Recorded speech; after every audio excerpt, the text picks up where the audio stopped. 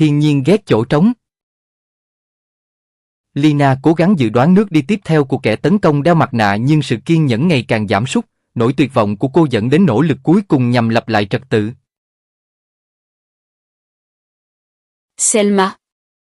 Selma. Driss a tué Selma. Driss giết Selma.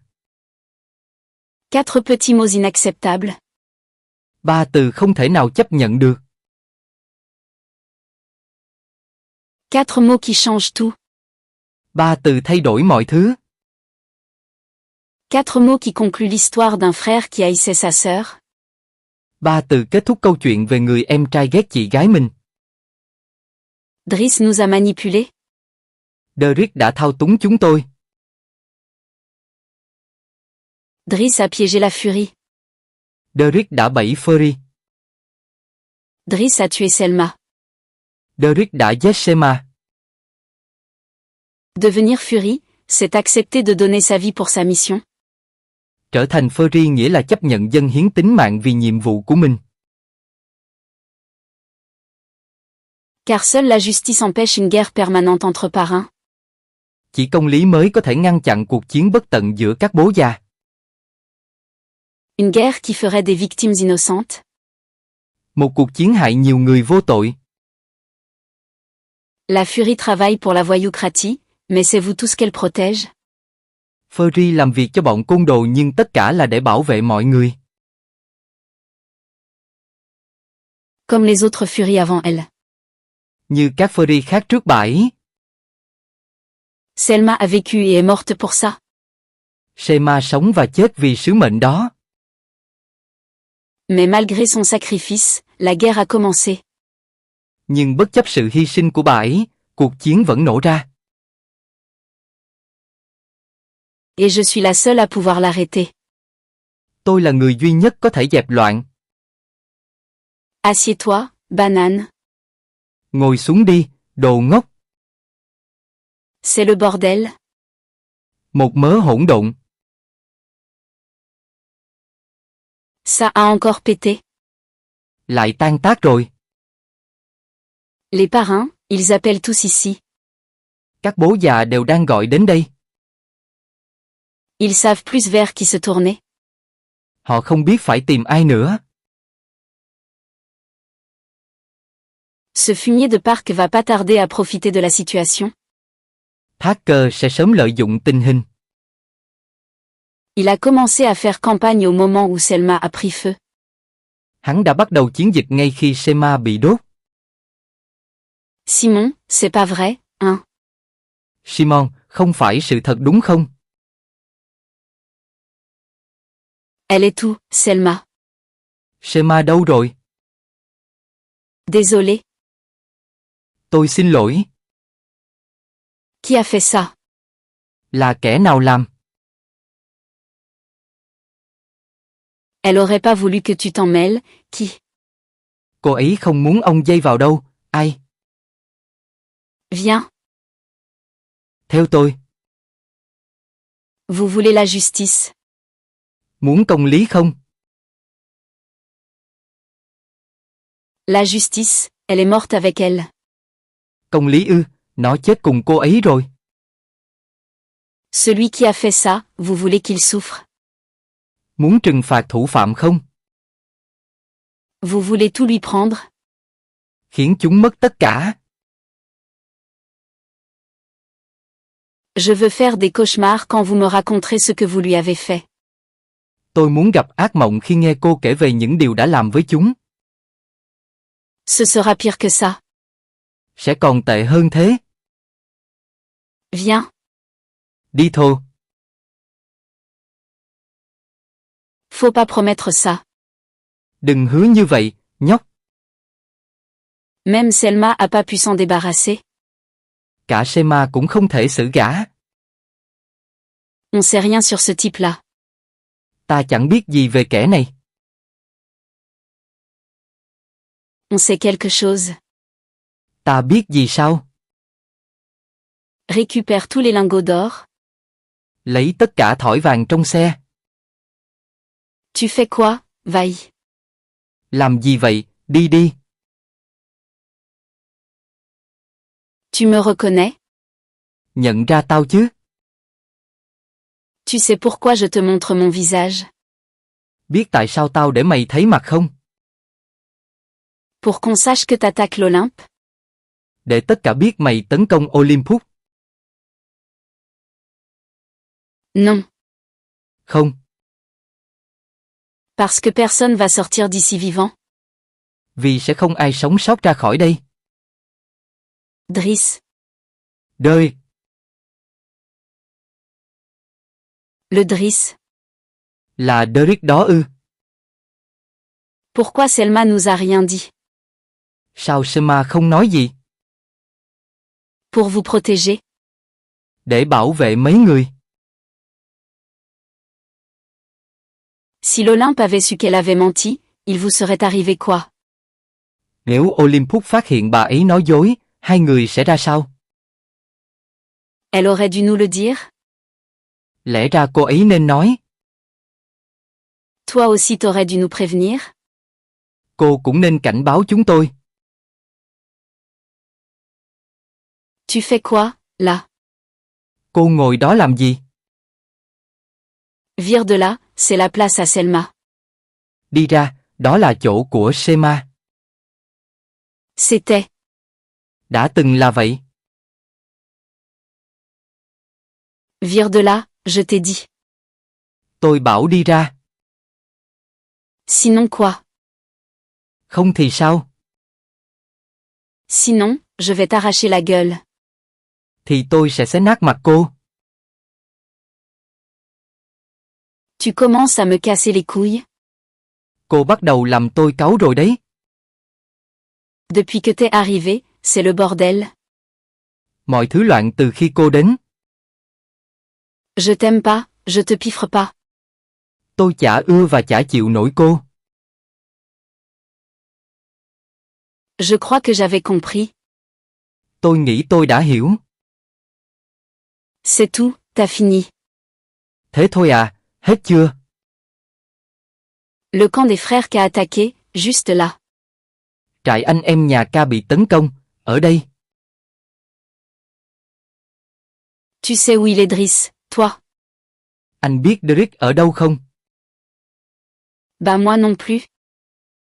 Tôi cũng không. Alors, tu t'assois, tu la fermes, et tu écoutes ta nouvelle furie. Nên hãy ngồi xuống, trật tự và lắng nghe fury mới của anh đi. C'est ça qu'on fait, nous. Ta sẽ làm như thế. On pose nos culs, et on fait confiance aux furies. Chúng ta ngồi xuống và tin tưởng các fury. C'est elle que Selma a choisie comme héritière. Selma đã chọn cô ấy làm người kế nghiệp. On t'écoute. Chúng tôi nghe. Les cibles attaquées par Driss. Các nơi Derrick đã tấn công. Mamalan. Địa bàn của Mama. Le bateau casino d'Etran. Thuyền sòng bạc của Trang. L'entrepôt de Fehim. Kho hàng của Fehim. Il fait quoi? Il tape au petit bonheur la chance. Gã tấn công ngẫu nhiên hay có ý gì? Non. Không. Il a attendu trop longtemps, il attaque pas au hasard. Đợi ngần ấy năm, không thể là ngẫu nhiên được. Tout ce qu'il fait est personnel. Tất cả đều có chủ đích. Il pense qu'on lui a tout pris et il vient pour le reprendre. Gã muốn lấy lại mọi thứ mà gã cho là đã bị ta cướp mất. Il reprend ce qui lui appartient. Lấy lại những gì thuộc về gã. C'est ce qu'elle vient de dire. Cô ấy vừa nói thế rồi. Non, il récupère vraiment ce qui lui appartient. Không, những thứ thực sự thuộc về gã. Quand Selma avait buté Driss, les parrains ont récupéré les business des concurrents. Khi Selma thủ tiêu Derrick, các bố già đã đoạt lại việc làm ăn của đối thủ. Mamalan, bateau casino, c'était ses idées à lui. Địa bàn của Mama, thuyền sòng bạc đều là ý tưởng của gã. Tu l'as connu, il avait quoi d'autre comme business?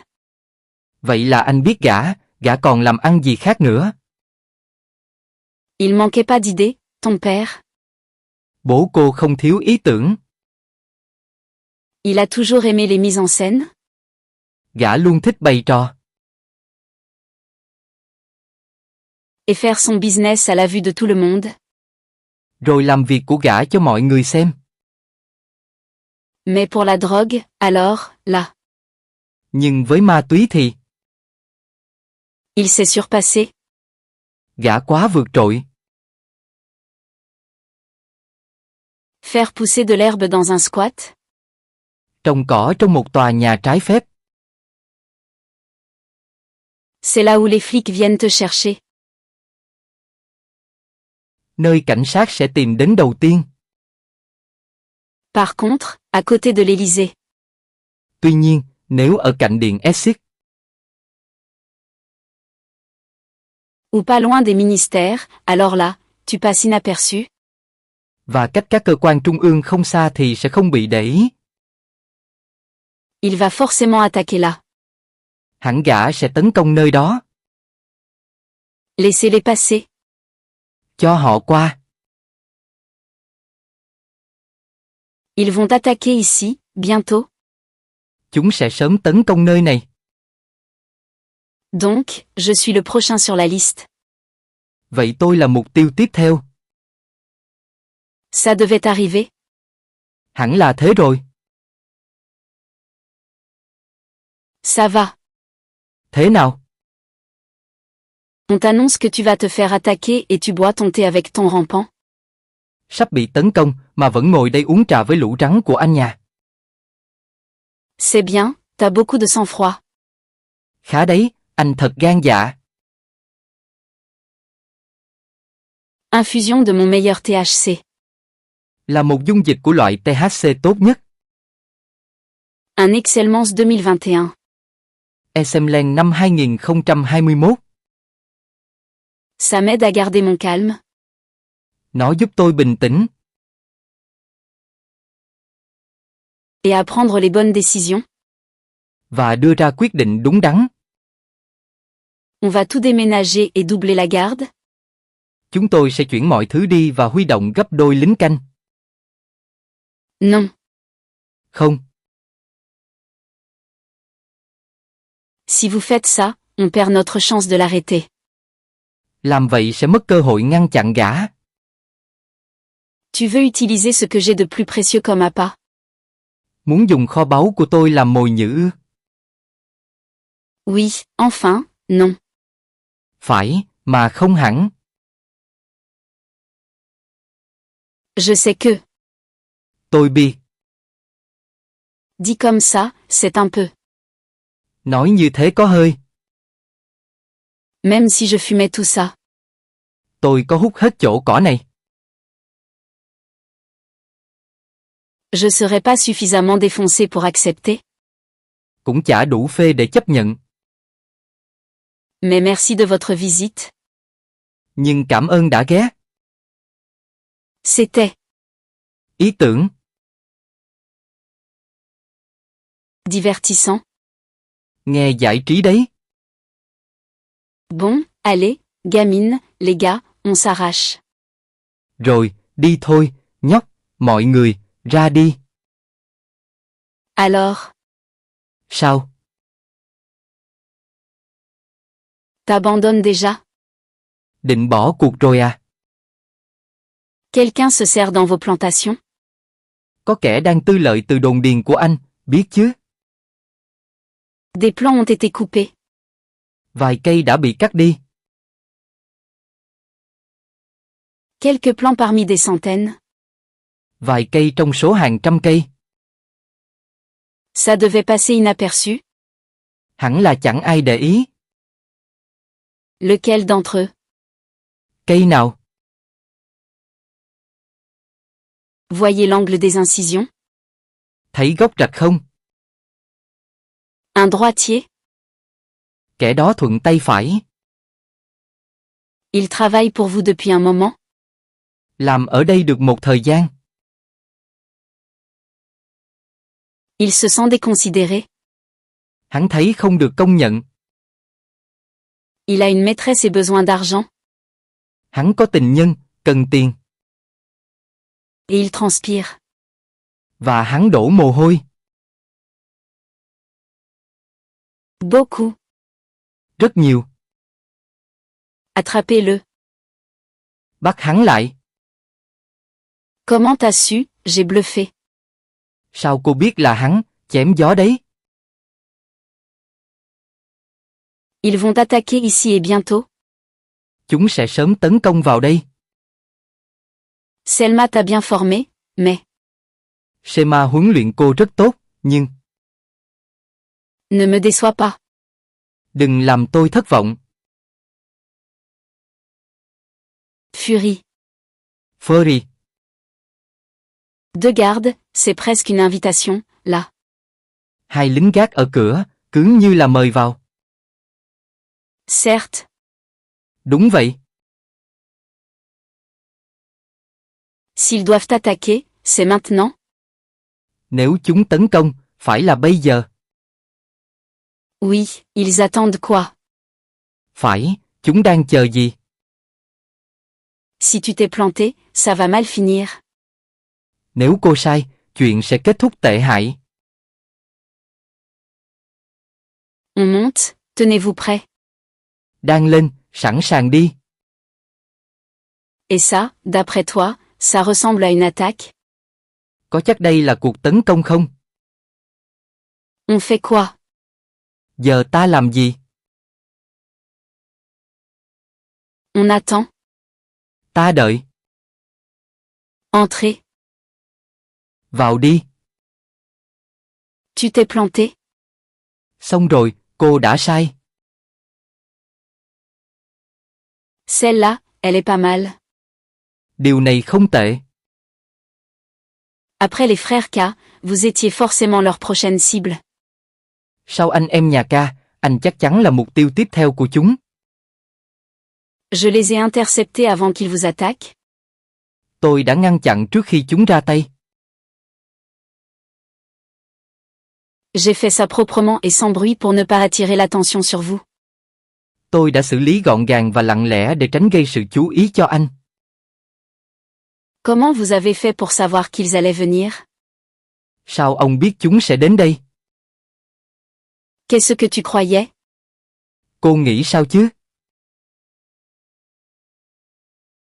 Qu'après quelques semaines au basque de la furie, Rằng sau vài tuần bám đuôi Fury, t'allais prendre la suite et tout régler?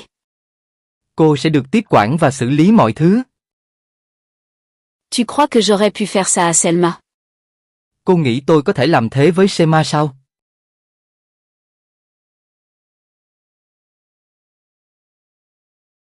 Levez la main sur elle. Dám động tới bà ấy ư? Aucune chance.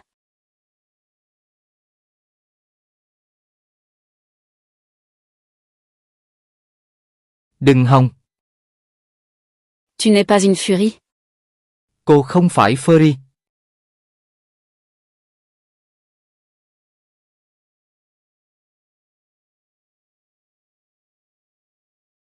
Tu le seras jamais. Sẽ không bao giờ. Selma, elle était une prédatrice.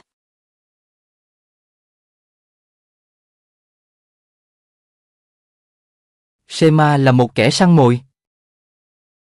Toi, tu es une proie. Còn cô là con mồi. Débarrasse-moi de ces corps. Đem vứt mấy cái xác đi. Le ménage, c'est dans tes cordes, ça, non. Dọn dẹp là sở trường của cô mà nhỉ? Comment Park a su pour l'attaque chez le duc? Sao Parker biết về vụ tấn công? Il nous espionnait, ça serait pas étonnant. Hắn theo dõi ta ư, cũng không bất ngờ. S'il veut prendre la place de Selma, t'es la seule à disqualifier. Nếu hắn muốn thế chỗ Shema, cô là ứng viên duy nhất để loại bỏ. Elle s'est déjà disqualifiée.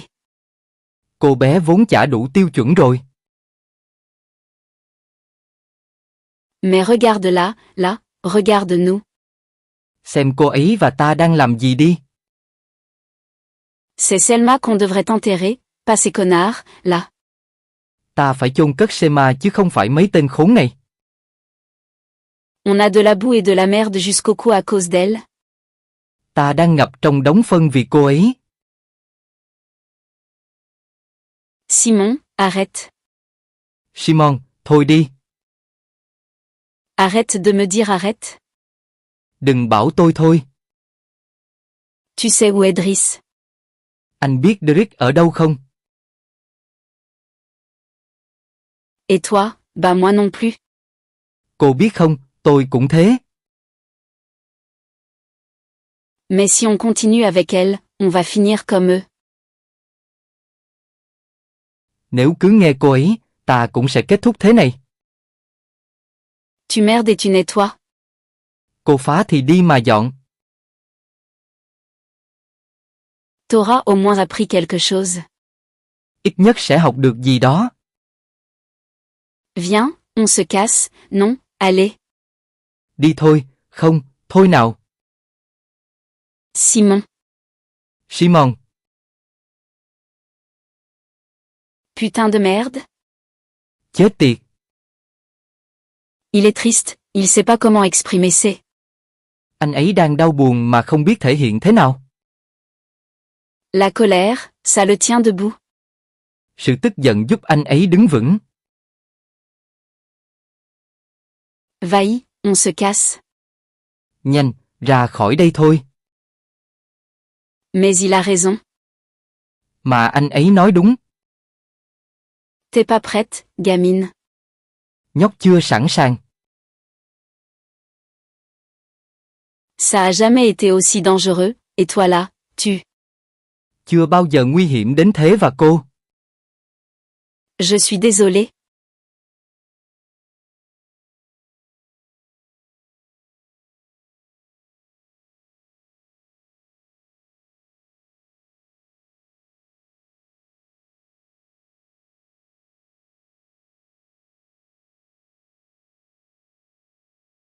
Tôi xin lỗi.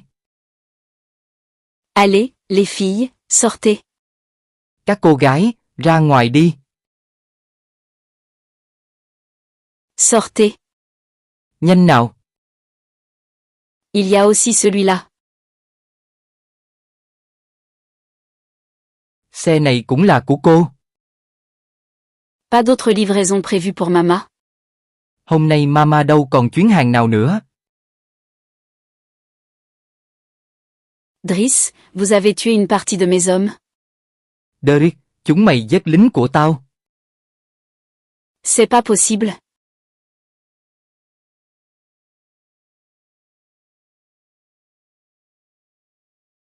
Không thể nào. Moi, j'ai tué votre furie. Tao lại giết Fury của chúng mày. Maintenant, j'ai vos lieutenants. Tao đang giữ các cấp phó. Sans eux, vous êtes inutiles. Không có họ, chúng mày vô dụng. Faible et incapable de vous salir les mains. Yếu đuối và chả dám tự vấy bẩn tay mình. Les parrains. Các bố già. Préparez-vous. Chuẩn bị đi. Je viens vous chercher les uns après les autres. Tao sẽ tìm đến lần lượt từng người. Et finir ce que j'ai commencé il y a 20 ans. Và hoàn thành việc tao bắt đầu 20 năm trước. Cette salope de Selma nous a bien entubés. Ả khốn Selma đó đã lừa chúng ta. Elle l'a jamais tué. Ả chưa từng giết hắn. Si elle était pas morte, je l'aurais crevée.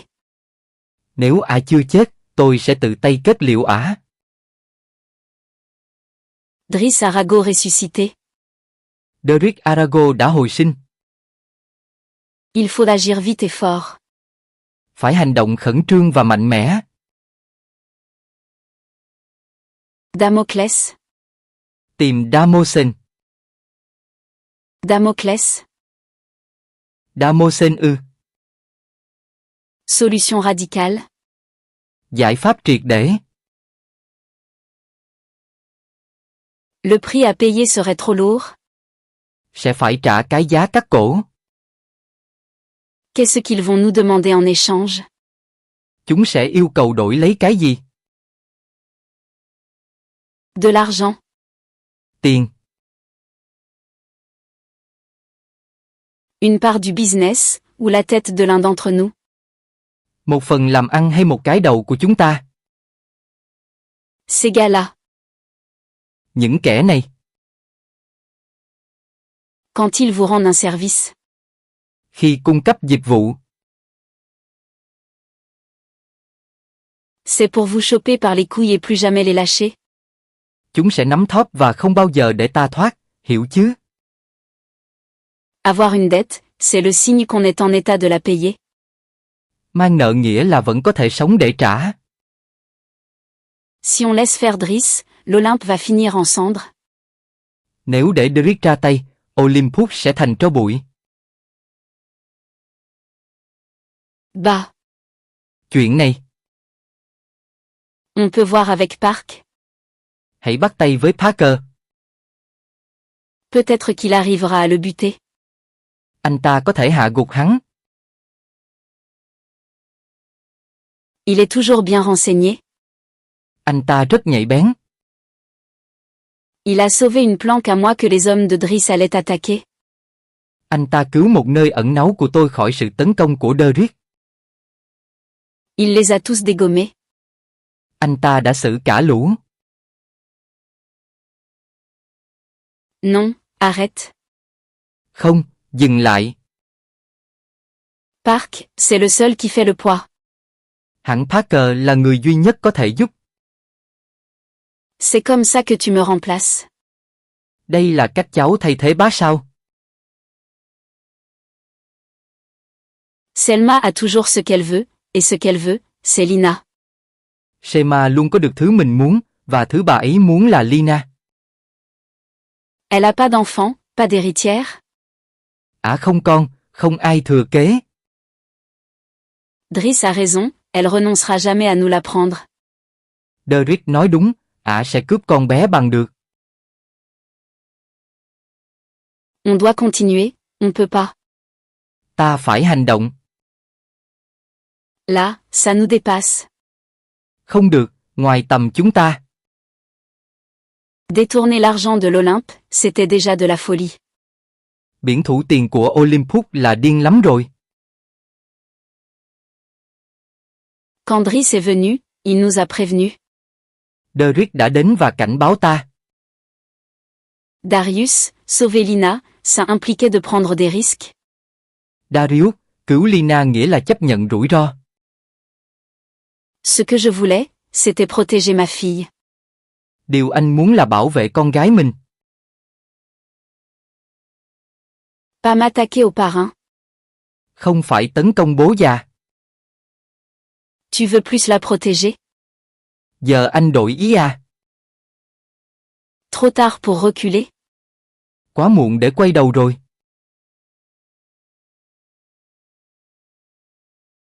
Faire la guerre à l'Olympe, prendre leur argent, leur Bible. Ta đã gây chiến với Olympus, lấy tiền và kinh thánh của họ. Tuer leur furie, c'est le seul moyen de protéger votre fille. Jeffrey, cách duy nhất để bảo vệ con anh. Quand j'ai détourné l'argent pour Driss, ça a laissé des traces. Khi anh biển thủ tiền cho Driss, đã để lại dấu vết. La furie se rapproche déjà de nous. Fury đang tìm đến. Il faut lui avouer qu'on a travaillé pour Driss avant qu'elle le comprenne. Ta cần thú nhận việc đã làm cho Driss trước khi bị phát hiện. On peut pas s'opposer à Selma. Ta không thể chống lại Selma. Il faut tout lui dire. Phải cho cô ấy biết mọi thứ. Si tu fais ça. Nếu anh làm thế. Selma va nous reprendre Lina, et elle va en faire une furie. Shema sẽ cướp Lina khỏi chúng ta và biến nó thành Furry. Tu sais ce que ça veut dire? Hiểu điều đó là gì không?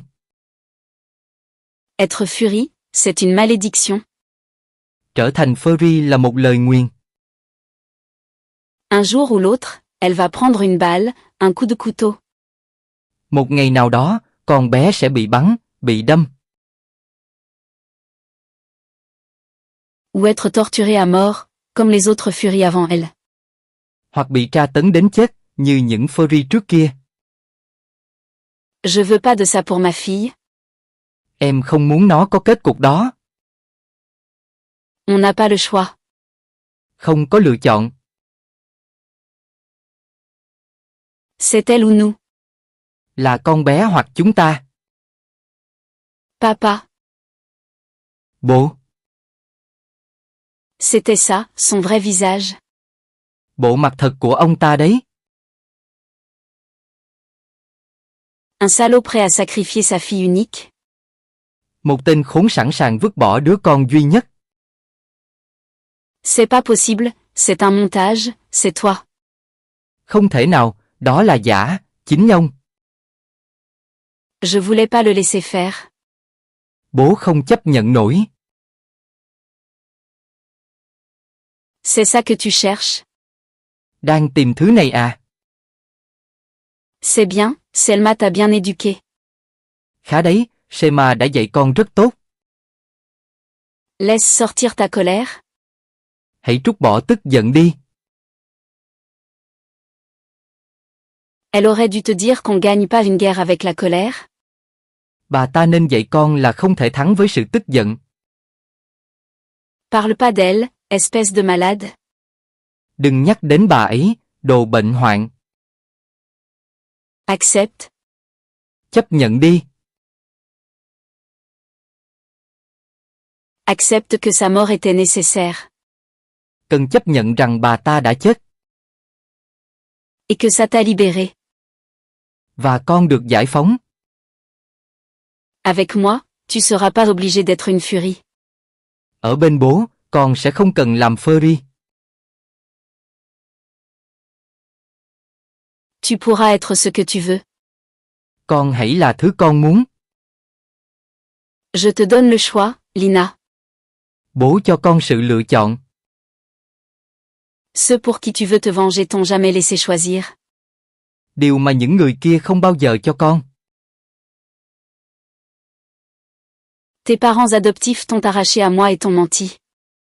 Bố mẹ nuôi đã cướp con từ tay bố và nói dối con. Et au lieu de te protéger, Và thay vì bảo vệ con, ils étaient prêts à te sacrifier pour protéger leur vie. chúng sẵn sàng bỏ con để giữ mạng của chúng. Et pour Selma, t'étais quoi? Và con là gì với Shema? Juste une remplaçante? Chỉ là một kẻ thay thế. C'est pour eux que tu veux te venger. Muốn trả thù cho chúng ư? T'oppose pas à moi. Đừng chống lại bố. Ou quoi? Không thì sao? Hein? Hả? J'arrête ou quoi, papa? Tôi cứ làm thì sao, bố? Tu vas me tuer moi aussi? Ông cũng sẽ giết tôi à? On a un problème avec elle, j'arrive. Có vấn đề với bà ta, tôi tới ngay.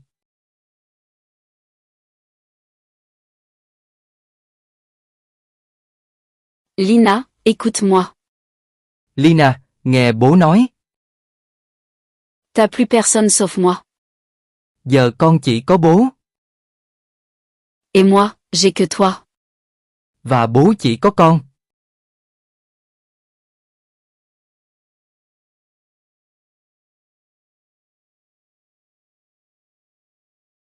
Imagine ce qu'on pourrait faire.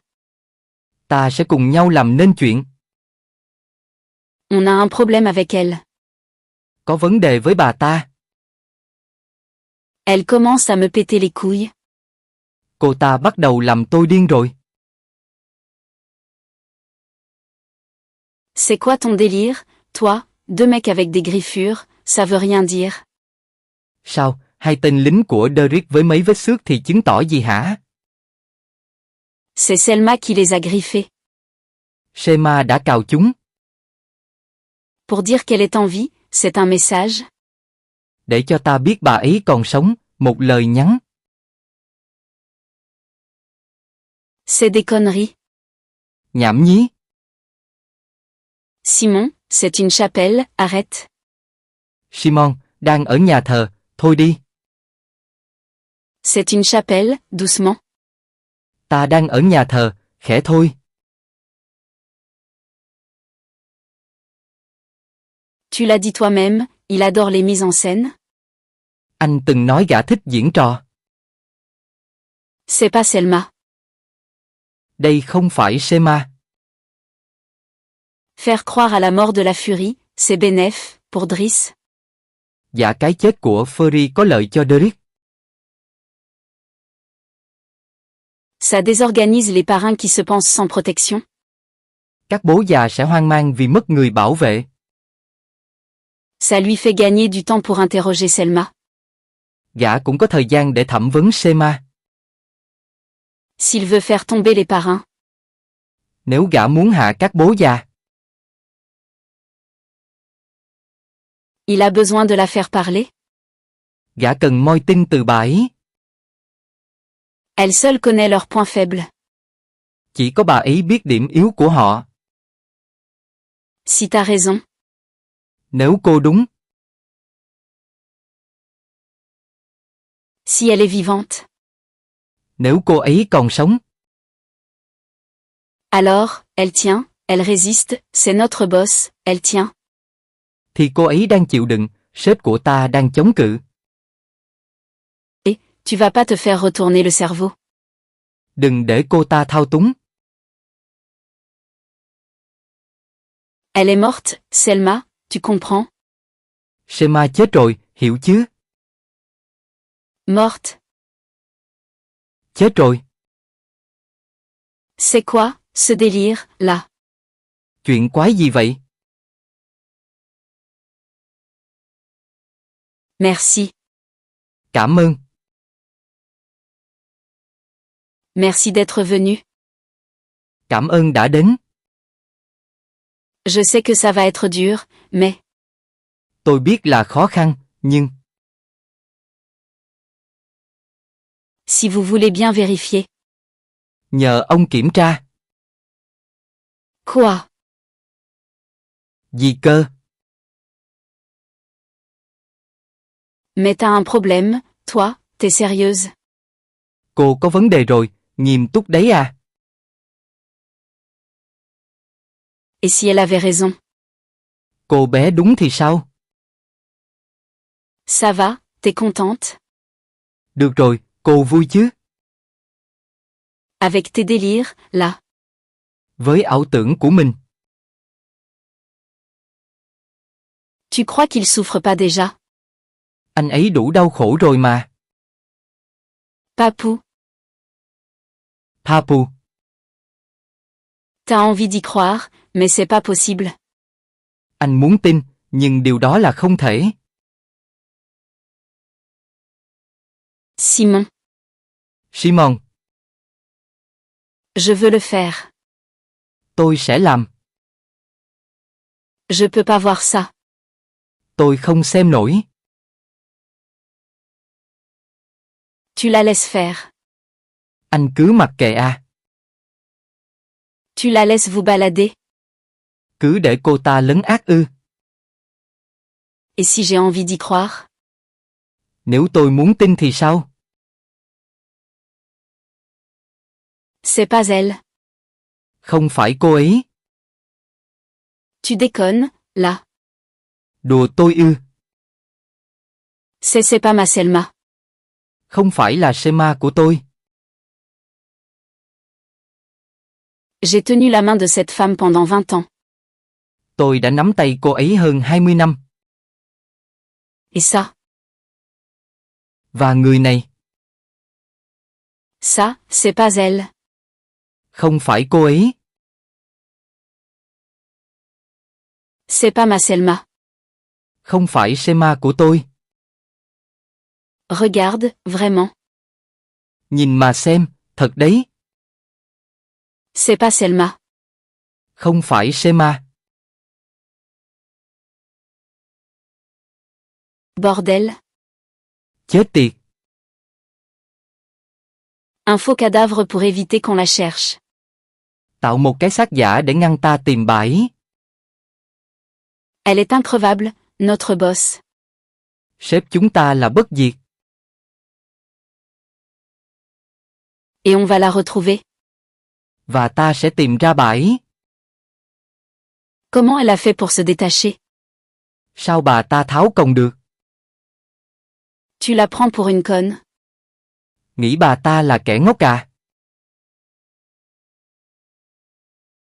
Même maintenant, tu continues à casser mes jouets.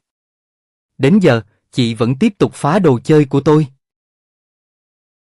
Moi qui te trouve une belle cellule avec 2 fenêtres blindées. Tôi đã tìm được một nhà giam đẹp với 2 cửa sổ chống đạn. Pour que tu puisses regarder l'Olympe brûler. Để chị có thể xem Olympus bốc cháy. Tu me cognes pas. Cậu không tra tấn tôi. Pas encore. Chưa thô. Tu poses pas de questions. Cậu không hỏi gì cả. J'ai pas de questions. Tôi không có câu hỏi. Mais j'ai une histoire. Nhưng có một câu chuyện. Celle que tu me racontais quand on était petit. Câu chuyện chị kể với tôi khi còn nhỏ. Tu te souviens? Nhớ chứ? La mine. Khu mỏ. Ce train blindé dans lequel tous les parrains cachaient leur or. Con tàu bọc thép nơi các bố già giấu vàng. Leur tableau. Tranh của chúng. Leur trésor. Kho báu của chúng. Ce métro blindé qui circule dans les souterrains de Paris en secret. Tàu điện ngầm bọc thép chạy bí mật bên dưới Paris. Pour pas être attaqué. Để tránh bị tấn công. Une histoire inventée pour endormir un enfant qui faisait des cauchemars.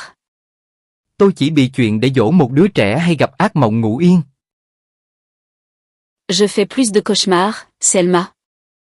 Tôi không còn gặp ác mộng nữa. Je suis bien réveillée. Tôi tỉnh táo hẳn rồi. Et la mine est toujours là. Và khu mỏ vẫn ở đó. Bien réel. Hoàn toàn là thật. Toi, tu sais où il circule, ce train? Chị biết tàu chạy ở đâu? Tu vas me raconter l'histoire encore une fois et oublier aucun détail? Kể lại cho tôi toàn bộ câu chuyện, đừng quên chi tiết nào. Maintenant, tu vas me cogner? Giờ cậu định tẩn tôi à? T'as la tête trop dure pour la percer?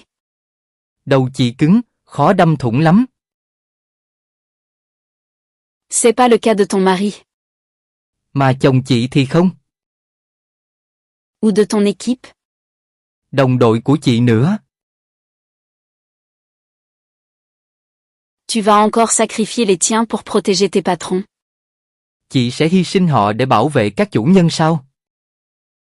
Et Lina? Và cả Lina. Lina, elle est loin. Lina đang ở rất xa. Elle est partie car tu lui as demandé, tu crois? Chị nghĩ nó làm theo lời chị ư? C'est mal connaître ma fille. Chị không hiểu rõ con gái tôi. Leur vie contre la mine. Mạng của chúng đổi lấy khu mỏ. C'est raisonnable. Hợp lý chứ? C'est Park. Là Parker. Il a buté nos gars. Hắn giết người của ta. Tous, oui. Tất cả ư, vâng. Je vais être obligé de lui rendre visite. Tôi phải ghé thăm hắn rồi. Tu m'attends? Đợi tôi nhé. Tu me dois encore une histoire? Chị vẫn nợ tôi một câu chuyện. Celle des deux alligators qui sont dans une mare trop petite. Biết câu chuyện về lũ cá sấu ở trong một cái ao quá nhỏ không? T'as eu les parrains? Ouais, c'est la merde. Anh gặp các bố già chưa? Tệ lắm. Quoi? Quoi? Sao? Park. Parker. Les parrains vont le nommer Fury, quoi? Các bố già muốn hắn là Furry, gì cơ? Tu leur as dit pour Selma, ils en ont rien à foutre. Anh báo tin về Selma chưa? Họ chả quan tâm. Trop chaud, personne veut t'attendre. Nguy quá, không ai muốn đợi. Ils vont lui donner plein pouvoir. Hắn sẽ có toàn bộ quyền lực.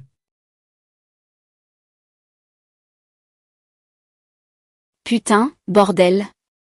Chết tiệt, mẹ kiếp. Comment il fait, cet enfoiré? Sao tên khốn đó làm được? On est dans une église. Ta đang ở nhà thờ đấy. Pardon, comment il fait pour être au bon endroit au bon moment? Xin lỗi, sao hắn luôn đúng nơi, đúng thời điểm vậy? Impossible, et pourtant? Không thể, chưa hết. Comment il a su que le duc allait être attaqué? Sao hắn biết công tước sẽ bị tấn công? Comment il a pu empêcher les attaques de Driss? Sao ngăn được mọi cuộc tấn công của Derrick? Sans perdre un seul gars. Mà không mất một tên lính nào? Non, c'est vraiment impossible. Thật sự là không thể.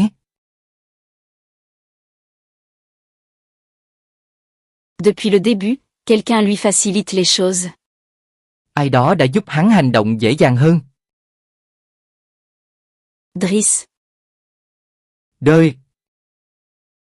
Il a même sacrifié des hommes pour rendre ça plus crédible. Gã hy sinh cả lính của mình để làm chuyện đáng tin hơn. Pour accéder aux secrets que les parrains confient qu'à la Furie. Gã cần ai đó tiếp cận những bí mật mà các bố già chỉ nói với Furry. Putain. Chết tiệt. Il a attaqué l'Olympe et fait croire à la mort de la Furie. Gã tấn công Olympus, giả cái chết của Furry. Pour qu'il cherche un sauveur. Để buộc họ tìm một cứu tinh. Et en l'absence de Selma. Khi mất đi Selma. Il y avait plus que Park. Chỉ còn Parker.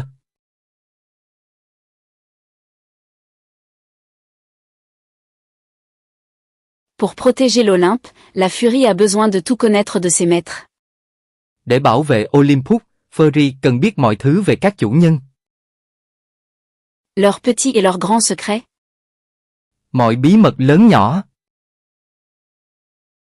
En les confiant à Park. Họ giao hết cho Parker. Les parrains vont donner une arme chargée à leur pire ennemi. Là đang trao vũ khí cho kẻ thù ghê gớm nhất. Silencieuse et à la bonne distance. Im lặng ở khoảng cách thích hợp.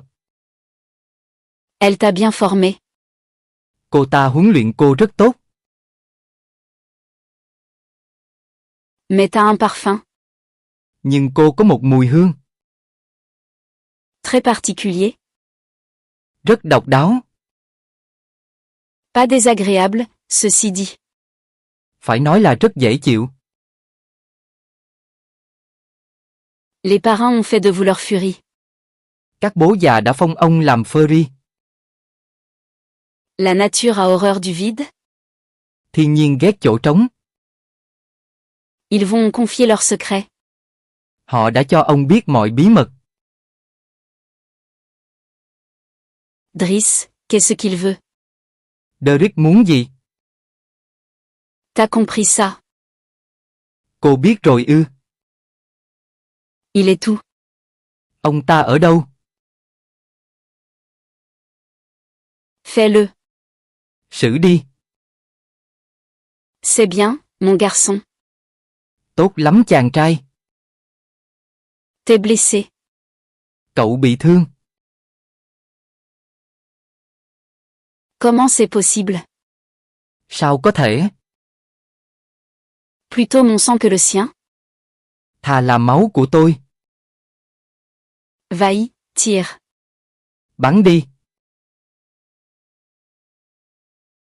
Je vais te toucher, là. Bắn trúng anh mất.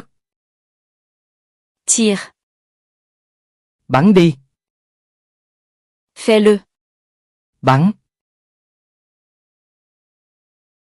Driss, il est où?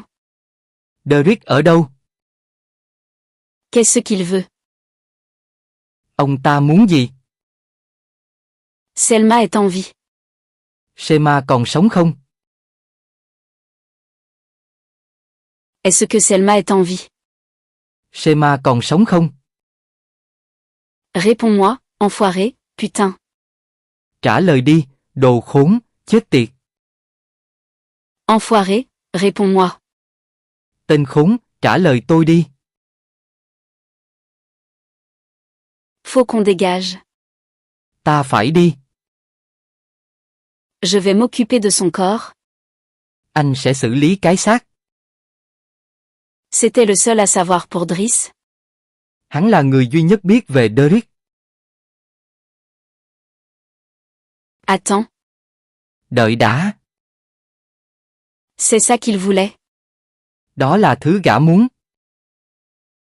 Seuls y ont accès la furie et les parrains. Chỉ Furry và các bố già được tiếp cận. C'est quoi, ça? Cái gì thế? Selma t'a jamais parlé de la mine. Shema chưa từng nói về khu mỏ ư? La mine, c'est un métro blindé qui roule en permanence sous Paris. Đó là một tàu điện ngầm bọc thép chạy liên tục bên dưới Paris. Le coffre-fort des parrains. Két của các bố già. 77 mètres d'acier blindé, une équipe de sécurité surentraînée. Khu mỏ dài 77 mét bọc thép, có đội bảo vệ chuyên trách. 5 wagons, et plus d'oseille que la Banque de France. 5 toa xe và số tiền nhiều hơn cả GDP nước Pháp. Parc. Phá cờ. Ça fait quoi d'endosser le costume? Mặc bộ đồ đó cảm giác thế nào? Salut, papa. Chào bố. C'est moi qui ai la clé de la mine. Tôi đang giữ chìa khóa khu mỏ.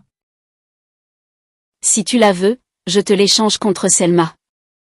Nếu bố muốn, tôi sẽ đổi lấy Shema. C'est une connerie. Thật nhảm nhí. On fera pas le poids contre Driss. Chúng ta không là gì so với Derek.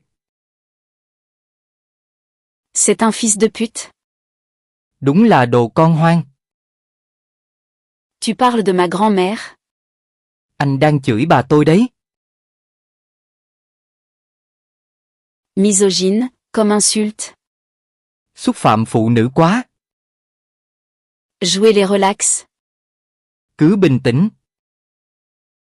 Quand il aura ce qu'il voudra, il te mettra une balle dans le dos. Khi có thứ mình muốn, gã sẽ cho cô một viên đạn vào lưng. Pour ça que vous êtes là. Thế nên các anh ở đây.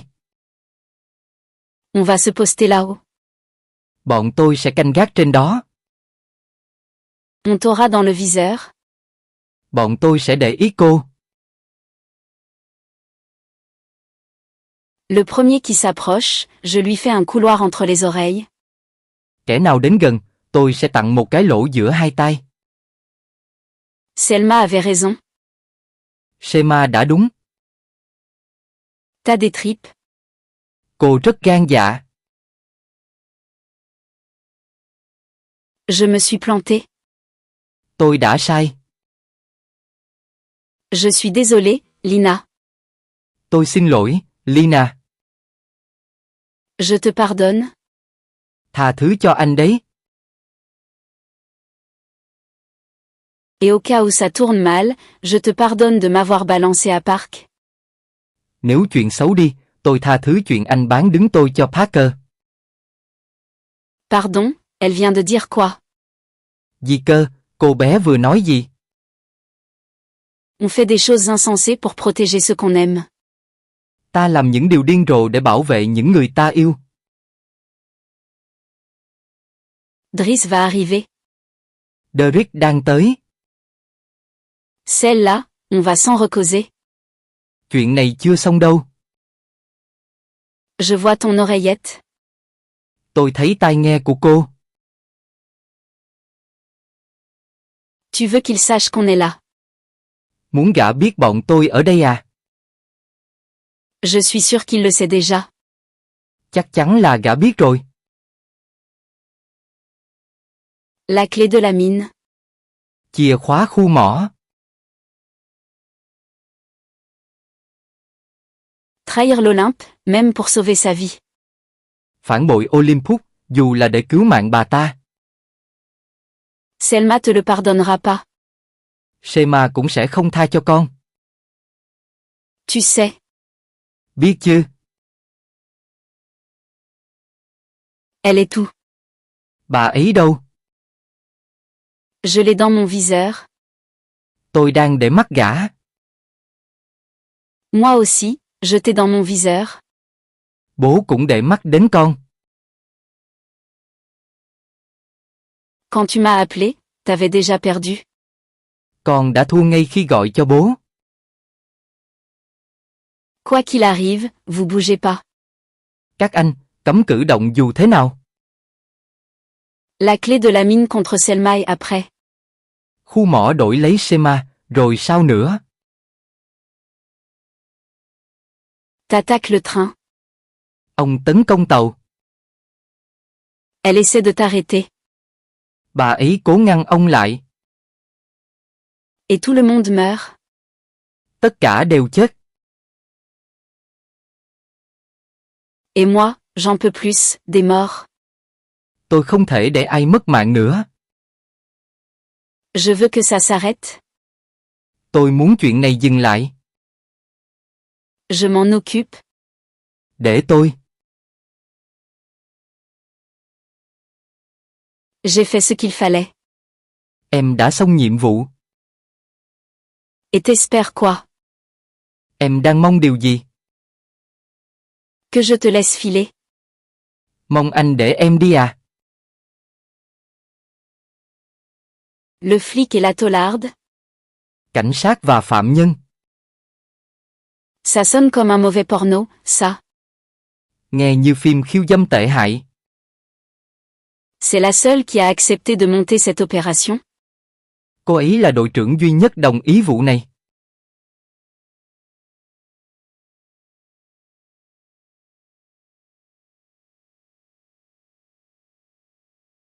Quand il m'a dit, j'ai cru que c'était Noël. Và tôi cứ tưởng là Giáng sinh. Deux furies pour le prix d'une.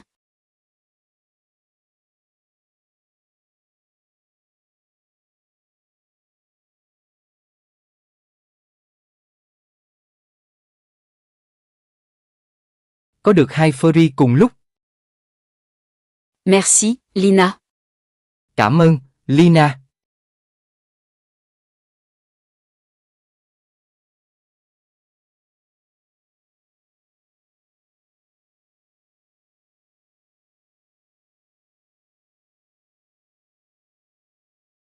Park est pas avec toi. Parker không đi cùng anh nhà. Il m'a dit de le rejoindre ici. Anh ấy hẹn tôi ở đây. On a une mission. Ta có nhiệm vụ. Un fourgon de flics à neutraliser. Không chế xe cảnh sát. Faut sortir le nouveau boss. Cứu sếp mới. Pas de témoins, pas de survivants, tu viens? Khử hết đám còn lại, anh đi chứ? Tu viens? Có đi không? Damoclès. Damosen. On a besoin de vous. Chúng tôi cần anh. Pour éradiquer une furie. Để triệt hạ Fury. Biên dịch, Thu An Ngoãn.